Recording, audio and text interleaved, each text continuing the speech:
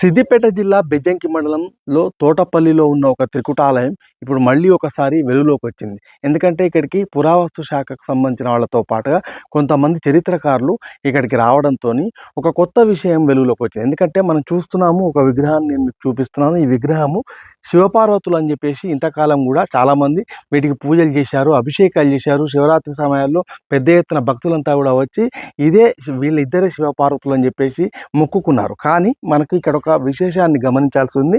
శివపార్వతులే లింగానికి పుష్పాభిషేకం ఎందుకు చేస్తారు అనేది ప్రధానమైన ప్రశ్న.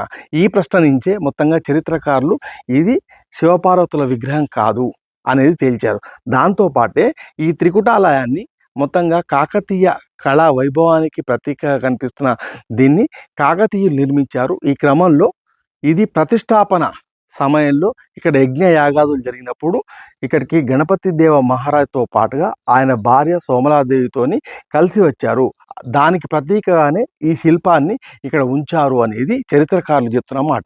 మనం పక్కనే చూడవచ్చు, ఆమె పక్కన వింజామరం విసురుతూ ఒక సేవకురాల్ని మనం గమనించవచ్చు. ఇక్కడ ఆయన గురువును కూడా మనం చూస్తున్నాము. ఆయన గురువు సమక్షంలో ఈ యజ్ఞయాగాదులు, ఈ ప్రతిష్టాపన కార్యక్రమం జరిగిందనేది చరిత్రకారులు చెప్పే మాట. మరొక వైపు పైన మనకు 3 ఛత్రాలు కనిపిస్తున్నాయి.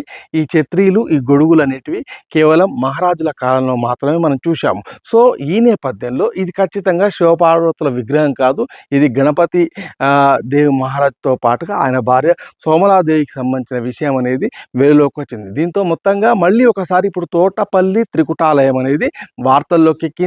ఇక్కడికి చాలామంది కూడా ఇప్పుడు వడివడిగా వస్తూ ఇక్కడ విశేషాలను తెలుసుకునేందుకు ఆసక్తి చూపిస్తున్నారు.